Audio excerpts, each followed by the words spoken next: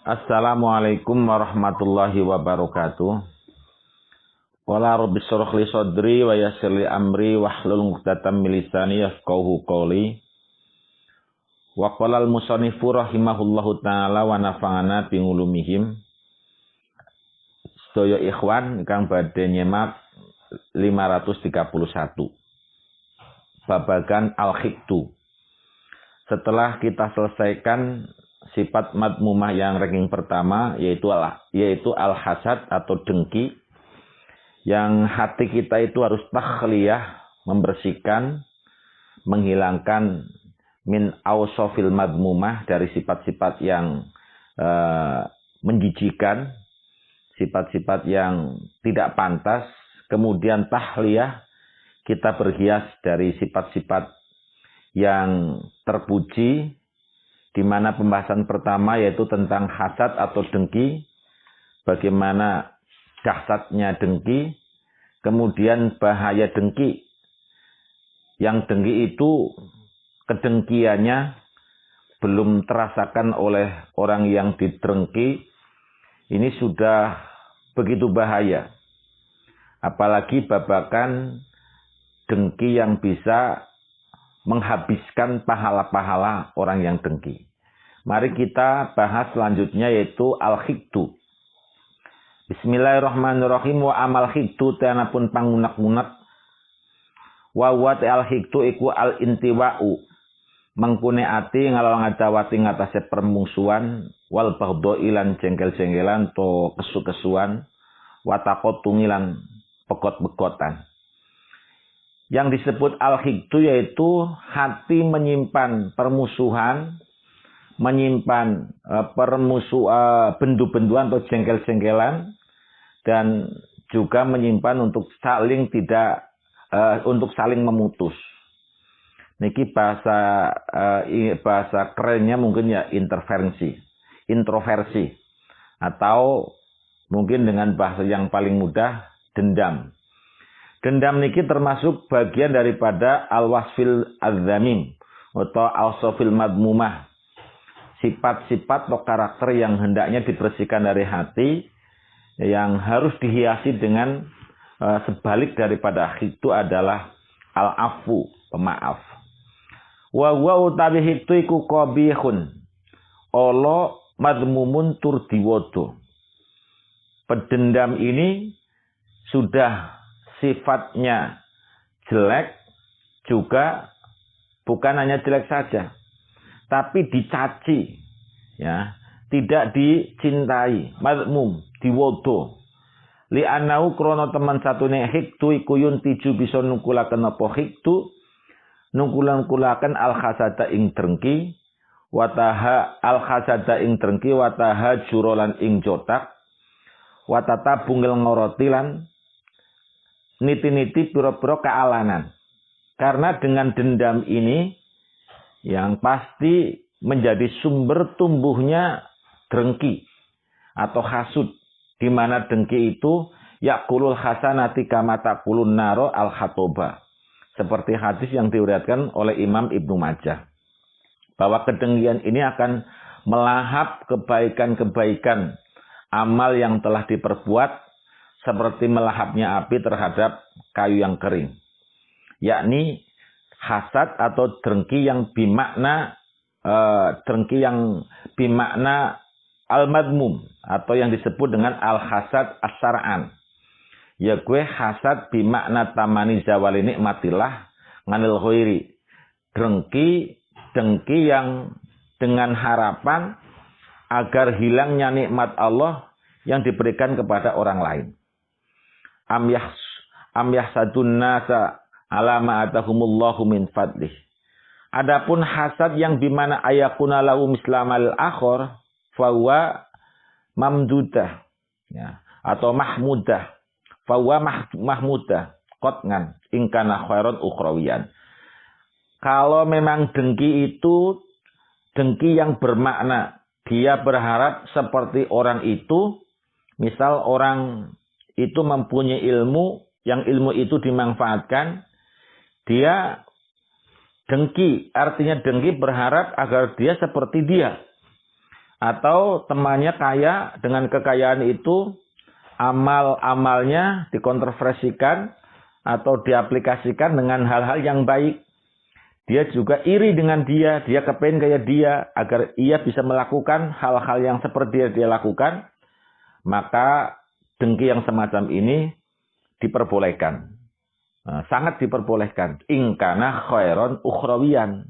Apabila memang yang didengki itu kebaikan dan ukhrawiyan, bukan duniawiyan. Urusannya adalah urusan akhirat. Di mana baginda Nabi pernah menyampaikan, la hasada illa fisnataini, rajulun atahullahu al-Qur'ana wa huwa yaqumu bihi ana al-laili wan nahar. Tidak ada hasad, dengki, kecuali pada dua macam. Yang pertama, dengki kepada orang yang diberikan Allah Subhanahu wa taala kepahaman Al-Qur'an atau hafid Al-Qur'an. Kemudian dengan faham Al-Quran, ia melaksanakan sholat siang malam, melaksanakan tentang syariat-syariat, tunduk dan taat kepada Allah.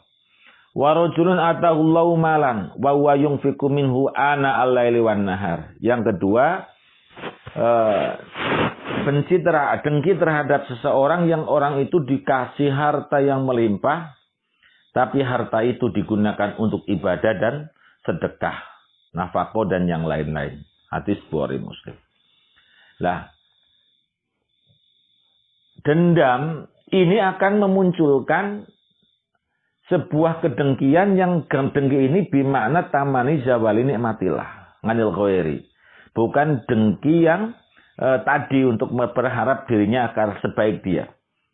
Wa tahajjur, yang kedua, akibat dendam ini juga saling tahajjur. Niki bahasa Inggrisnya the jotak. Jotak itu tidak mau kenal, enggak mau wawuh, mboten kersa wawuh niki, Pak. Tidak wawata bungil ngaurat. Biasanya dengan dendam itu juga akan timbul bagaimana mencari kejelekan-kejelekan orang agar dendamnya itu kesampaian. Biasanya dari kejelekan itu disampaikan kepada orang lain agar orang lain juga ikut membencinya ataupun ikut mendendamnya. Wala andika sapa Kanjeng Nabi Muhammad sallallahu alaihi wasallam, la yahillu ora halal li muslimin kate wong Islam. Apa sing ora halal ayah juro yen to jotak sapa muslim akhahu ing sedulure muslim faqa salasin sak ndure telung dino, ya. Sak ndure telu di sini maknanya 3 hari. Tidak halal bagi seorang muslim untuk mendiamkan saudaranya lebih daripada 3 hari. Mula bapake ibuke kaleres boten kersa tanglet-tangletan, saling tidak mau wawuan, jangan sampai lebih daripada 3 hari. Faman hajara akhahu fawqa salasin.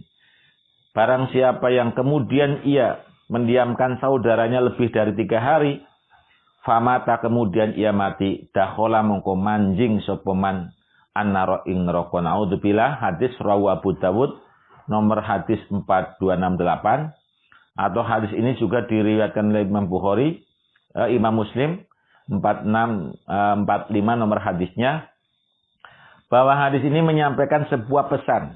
Seorang muslim jangan sampai saling mendiamkan dengan saudaranya. Karena ternyata mendiamkan itu adalah sesuatu yang sangat menyakitkan. Ya, ora wawuhan iku perkara ingkang sanes bungahaken, tapi sesuatu yang sangat menyakitkan. Ya, sampai mau ketemu jalan umpamanya ke timur, tiba-tiba di timur ada orang yang kebetulan kita diamin, kita nggak wawuin, subhanallah, maka kita cari jalan untuk bisa berbelok. Susah. Dunia seakan sempit, rasanya sesuatu yang akan dilaksanakan juga semakin sulit. Yang kedua, bahwa kalau sampai ini terus-menerus berlanjut, bahwa orang yang mendiamkan ini seolah-olah ia telah memutuskan tali persaudaraan. Ada sebuah hadis, la yadkhul jannata qati, orang yang memutus silaturahmi tidak akan pernah masuk surga. Di sini disebutkan, faman hajara akhuhu fawqa salasin, siapa yang kemudian ia mendiamkan saudaranya lebih daripada 3 hari, famata, kemudian ia mati, dakhalan nar. Naudzubillah, masuk neraka. Malam yakun al-mahjuru mutahajiron bil ma'asi. Malam yakun selagine orang no sopal mahjuru wong kang den cotak, wong kang den diamkan. Orang ana iku mutahajiron, orang iku mutajahiron, wong kang ngedeng-ngedeng bil ma'asi kelawan pira-pira maksiat. Kecuali memang yang kita diamkan ini adalah pelaku dosa besar. Misal dia tidak berbakti kepada memusuhi orang tuanya, atau dia sebagai tukang palak, atau dia sebagai pencuri, atau dia sebagai perampok dan macam-macam. Nah, kemudian dia kita cotak, ya, kita diemin, itu enggak masalah. Niku mboten masalah. Wa nahahu lan nyegah mengkono majur sapa al-hajiru kang nengaken. Walam yantahilan ora mareni sapa mengkono mahjur, tapi tentunya sesuai prosedur. Yang pertama fal yuhayyir, ya, bilisani. Setelah kita beritahu, setelah kita dengan lisan, dengan kalimah bil hikmah wal mau'idhah, dengan kalimat-kalimat yang indah, tetap ia tidak mau memberhentikan kejelekan-kejelekan, kemudian kita jodak, maka mendiamkannya kita terhadap orang-orang yang semacam itu bukan termasuk bagian daripada al-khiddu yang kita bahas. Wangan Ibnu Umar lan cirinarito saking Abdullah bin Umar radhiyallahu anhu, kalimat Ibnu itu kalau disandarkan kepada 1 Umar, 2 Abbas, 3 Anas, Abdullah bin Umar, maka Ibnu itu adalah berarti Abdullah bin Umar, Abdullah bin Abbas, satu lagi Abdullah. Ya, yang ketiga Abdullah bin Amr bin As, sedangkan yang keempat Abdullah bin Zubair. Jadi yang disebut dengan yang disebut dengan banyak Abdullah atau Ubadalah, yaitu 1 Abdullah bin Umar, yang kedua Abdullah bin Abbas, yang ketiga Abdullah bin Zubair, yang keempat Abdullah bin Amr. Maka kalau disebutkan Ibnu Umar, sahabat Umar itu putranya banyak, bukan hanya Abdullah, tapi kalau disebutkan Ibnu Umar, anaknya Umar, yang dikehendaki di sini adalah Abdullah bin Umar. Kala andika sapa Ibnu Umar, songida munggah sapa Rasulullah sallallahu alaihi wasallam. Munggah-munggah al-mimbar ing mimbar, fanada mongko undang-undang sapa Kanjeng Nabi. Ule undang-undang bisautin rafingin kelan swara kang seru. Faqala mongko andika sapa Kanjeng Nabi, ya ma'syaro man aslama wahe, kelompoke wong aslama kang Islam sapa man bilisani iklan lisane man. Walam yuftilan orang urung tekan utawa ora nekani apa al imanu iman ila qalbi maring atine man. Wahai orang-orang yang berislam tapi hatinya belum sampai kepada hati, la tu'du, ojo nglarani sapa sira kabeh al muslimina ing wong kang padha Islam kabeh. Wala tuhayyiru, lan ojo meleh-melehaken alane sapa sira kabeh hum ing muslimin. Wala tetap bangulan ojo niti-niti olone sapa sira kabeh ngawrahum ing, ojo niti-niti sapa sira kabeh ngawratihim ing pira-pira alane muslimin. Fa inna mongko temen satune kelakuan iku man sapa bae wong tatabangaken niti-niti sapa man ngawrati akhihi ing pira-pira alane sedulure man. Sipate sedulur al-muslimi kang Islam tetap bangga mongko niti-niti sapa Allah Gusti Taala ngawratahu ing alane man. Faman mongko te sapa bae wong iku tatabanga niti-niti sapa Allah Gusti Allah ngawratahu ing alane man, fattuhahu mongko mele-meleaken sapa Allahu ing man. Walau fi jawfirhi, senajan anane man iku ing dalam jerone pondokane utawa umeman. Rawahu Tirmidzi. Hadis ini memberikan larangan tegas kepada kita agar di dalam hati kita jangan ada dendam. Karena dari dendam itu kita akan bisa menyakiti orang. Kita akan bisa melihatkan kejelekan orang atau memviralkan kejelekan orang. atau kita juga bisa meniti-niti atau mencari-cari kejelekan orang. Padahal Nabi Muhammad juga menyampaikan, man satara musliman, siapa yang menutupi kejelekan orang Islam, satarallahu yaumal qiyamah, maka kejelekan kita, yang kita menutupi kejelekan orang, kejelekan kita akan ditutupi oleh Allah Subhanahu wa taala kelak di yaumul qiyamah. Berarti siapapun yang meniti-niti, mencari-cari kejelekan orang, maka Allah pun akan mencari kejelekannya kelak di yaumul qiyamah. Dia siapapun, bukan hanya di hari kiamat. Di hadis ini, siapa yang mencari kejelekan seseorang, maka Allah akan mencari kejelekannya. Dan Allah akan memviralkannya. Walaupun orang itu berdiam di dalam rumahnya, maka kejelekan itu pun tetap akan bisa dilihat oleh banyak orang.